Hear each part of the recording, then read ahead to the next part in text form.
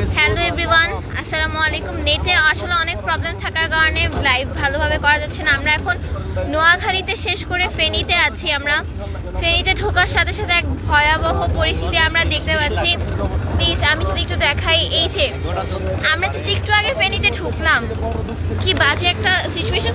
সব জায়গা থেকে এখানে পানি অনেক বেশি অনেক ভয়ঙ্কর একটা পরিস্থিতি ফেনীতে। আসলে আমরা নোয়াখালীতে ত্রাণ কার্যক্রম শেষ করে এখন ফেনীর মধ্যে আছি। ফেনীতে আসলে সব জেলাগুলো থেকে সবচেয়ে বেশি ভয়াবহ পরিস্থিতি ফেনীতে। নোয়াখালীতে আমরা যা দেখেছি, প্রত্যন্ত গ্রাম অঞ্চলগুলোতে পানি থাকলেও নোয়াখালীতে ফেনীতে খুবই বেশি। আমি যদি ফেনীর জায়গাটা দেখানোর ট্রাই করি, এই যে ফেনীর সাইডটা, এত পানি, মানুষের আসলে হাঁটু পানি পর্যন্ত পানি চলে এসেছে। পুরা নোয়াখালী পুরা ভেসে গেছে বলতে গেলে। নোয়াখালীতে তো মানে বলা যায়, বাট ফেনী, সরি আমি হয়তো বা ভুল বলেছি, ফেনীতে খুবই ভয়াবহ একটা সিচুয়েশন। আমরা নোয়াখালীর কার্যক্রম শেষ করেছি, কিন্তু ফেনীতে খুবই বাজে একটা সিচুয়েশন। আমরা নোয়াখালীতে ত্রাণ কার্যক্রম শেষ করেছি, এখন ফেনীতেও করবো। আমরা যতটুকু আছি, মানুষজন এই পানিতে আসলে মাছ ধরছে, আপনারা দেখতে পাচ্ছেন। কোথায় আসলে রাস্তা, কোথায় কি, আমরা কেউ কিছু বুঝতে পারছি না। পুরা নদীর মধ্যে দিয়ে আমাদের পিক আপটা আসলে যাচ্ছে। খুবই একটা ভয়ঙ্কর সিচুয়েশন ফেনীতে, সবচেয়ে বেশি খারাপ সিচুয়েশন ফেনীতে। নোয়াখালীতে আমি যা বলছিলাম যে প্রত্যন্ত গ্রাম অঞ্চলগুলোতে খারাপ অবস্থা আমি যা দেখে এসেছি, কিন্তু ফেনীর মতো এত ভয়াবহতা নেই। ফেনীর মতো এত ভয়াবহতা নোয়াখালীতে নেই। এখানে যদি আমি দেখানোর ট্রাই করি, অলমোস্ট সব মানুষই রাস্তায় নেমে গিয়েছে মাছ ধরার জন্য। হয়তো বা যারা পুকুরে মাছের প্রজেক্ট করতো, সব মাছ বেরিয়ে গিয়েছে, সবাই জাল নিয়ে বেরিয়ে পড়েছে। আসলে কিছু তো খেতে হবে, জীবিকার উদ্দেশ্যে হয়তো বা তারা মাছ নিয়ে খাচ্ছে। আমরা ট্রাই করছি তাদেরকে হেল্প করার জন্য। আমরা নোয়াখালীতে শেষ করেছি, নোয়াখালীতে ত্রাণ কার্যক্রম শেষ করেছি। আমরা ফেনীমুখী হয়ে যাচ্ছি। ইভেন আমরা ফেনীর মধ্যে আছি। ফেনীতে ঢোকার সাথে সাথে আসলে অনেক খারাপ লাগলো, কারণ আমার নিজের দাদু বাড়ি, আমার নিজের বাড়ি আসলে ফেনী। এভাবে সবাইকে দেখতে আসলে ভালো লাগে না। আমরা ফোনে দেখে যতটা আসলে ইমোশনাল হয়ে যাই, কিন্তু সরাসরি এতটা ভয়াবহ এটা আমি আসলে বলে বোঝাতে পারবো না।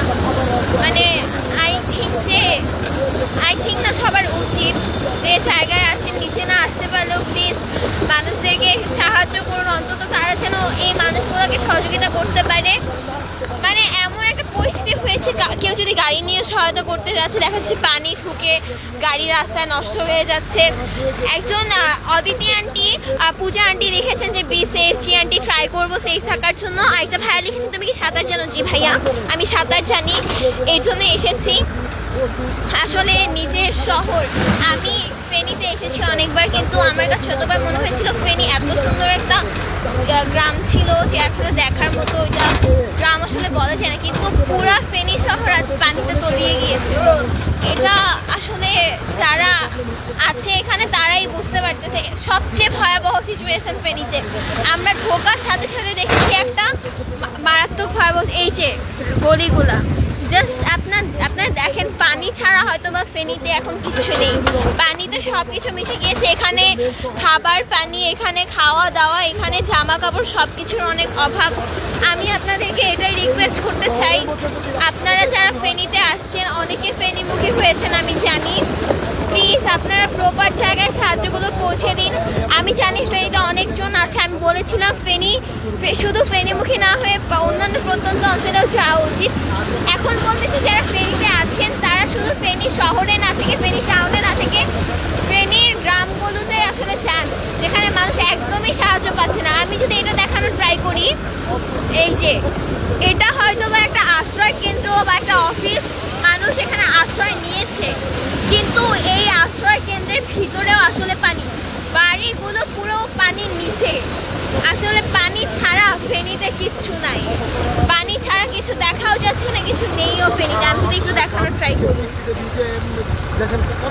সো এই তো আমি এটাই বলতে চাই, আপনারা যারা আমরা একটা প্রবলেমের সম্মুখীন হয়েছি, যেটা আমি বলতে চাই নোয়াখালীতে। এখানে অনেক ধরনের অনেক মানুষজন আছে যারা আসলে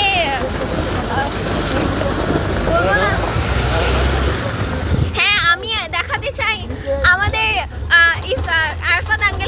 আপনি যদি আমাদের জন্য কিছু বলতেন বা বন্যার্থদের জন্য কিছু বলতেন। বলার মোড়টা আসলে নাই, এই অবস্থা দেখে আসলে পরে কিছু বলার মতো অবস্থায় আমি নাই আর কি, বলতে চাই না। ইফতি আঙ্কেল, আপনি কিছু বলতে চান? এখন বর্তমান পরিস্থিতি, এতদিন হচ্ছে আমরা ফেসবুকে লাইভে অনলাইনে দেখলাম, এখন সরেজমিনে দেখতেছি, নিজের চোখে দেখার পরে হচ্ছে কি বলার ভাষা হারিয়ে ফেলছি। এখন কি বলবো সেটা হচ্ছে কি আমরা বুঝে উঠতে পারতেছি না। আপনারা আমরা যেভাবে হচ্ছে কি ছোট ছোট সহযোগিতা নিয়ে হচ্ছে এইভাবে এগিয়ে আসছি, আপনারাও আসুন, চেষ্টা করুন, প্রত্যেকটা মানুষকে হচ্ছে কি ভালো রাখার চেষ্টা করুন। ভালো তো এই সিনটা জাস্ট দেখেন, একটা বুড়া মানুষ কিভাবে আসলে যাচ্ছে। সো আমরা সবাই ট্রাই করছি ওদেরকে দেখার, ওদেরকে উপলব্ধি করার যে ওরা আসলে কেমন একটা সিচুয়েশন আছে। যদি আপনি একটু দেখতে চান এখানে মানুষগুলো কিভাবে আসলে একটা ভয়াবহ সিচুয়েশনের মধ্যে আছে। আমরা ফেনীর প্রত্যন্ত অঞ্চলগুলোতে যাওয়ার ট্রাই করছি। এরকম সিচুয়েশন দেখে কার মন ভালো থাকে? এই যে মানুষ যে পানি খাবে, টিউবওয়েলগুলো সব পানির নিচে, পানি এই যে হাঁটুর উপরে পানি। আমি আসলে বলার ভাষা আসলে হারিয়ে ফেলতেছি। সবাই খালি জাল নিয়ে রাস্তায়, সবাই খালি জাল নিয়ে পানির মধ্যে, তারা মাছ ধর, কিছু তো খেতে হবে। তারা সবাই রাস্তায় জাল নিয়ে তারা ট্রাই করছে যদি একটু মাছ পায়, যদি একটু খেতে পারে। আমি বলতে চাই আমাদের সেটা উদ্দেশ্য থাকবে, যারা একদমই সাহায্য পাচ্ছে না আমরা প্লিজ তাদের দিকে চাই, আমরা তাদেরকে সাহায্য করি। আমার লাইফ করার উদ্দেশ্য এটা না, দ্যাট আমি এটা দেখাতে চাই না যে আমি যাচ্ছি বা শো অফ করতেছি, এরকম কিছু না। আমি আপনাদেরকে আপডেট দেওয়ার ট্রাই করছি। আমি কোনোভাবেই কারো হাতে কোনো কিছু দেওয়ার সময় ফটোগ্রাফি ভিডিও কিছু করছি না। আপনার প্লিজ কেউ কিছু করবে না, কারণ তার কোনো ধরনের ফেসবুক নয়, তারা সবাই পরিস্থিতির শিকার। এই জায়গায় আমি, আপনি বা আপনার মা বাবা, আমার মা বাবাও থাকতে পারতো, তখন আসলে আমরা কী করতাম এটাও একটু ভেবেচিন্তে করতে হবে। আর বন্যা ট্যুর দেওয়াগুলো প্লিজ বন্ধ করেন। আপনারা যেই টাকা দিয়ে আসলে ট্যুর দিচ্ছেন ওই টাকা দিয়ে অনেক মানুষের খাবার দাবার হয়ে যায়। তো আমি যেটা বলতে চাই, নোয়াখালীতে কাজ করে এসেছি, ত্রাণ দিয়ে এসেছি। প্রত্যন্ত অঞ্চলগুলোতে আপনারা যাবেন, নোয়াখালী সাইডে অন্যান্য অনেক জায়গা আছে, লাকসাম আছে, আপনারা অনেক বিভিন্ন জায়গায় যাবেন। যারা সাহায্য পাচ্ছে না সেই জায়গাগুলোতে যাবেন। আমরা বর্তমানে ফেনীতে আছি। আমি ঘুরে ঘুরে দেখলাম যে আমরা নোয়াখালী শহরের দিকে এতটা পানি না পেলেও ফেনীতে ঢোকার সাথে সাথেই পানি। আমি যদি ভুল না করে থাকি, মহিপাল ফেনী টাউন, একদম মহিপালও হাঁটু উপরে পানি। আমি কালকে যতটুকু খবর পেয়েছি, ফেনীর মানুষ আসলে ভালো নেই। তো এটা আমি বলতে চাই, অনেকেই দেখছি আমি ত্রাণ নিয়ে যাচ্ছি, হেল্প করতে যাচ্ছি। আপনারা যারাই যাচ্ছেন প্লিজ প্রপার জায়গায় ত্রাণগুলো পৌঁছে দিন। ফেনীতে যারা আছেন তারা ভিতরের সাইডগুলোতে যান।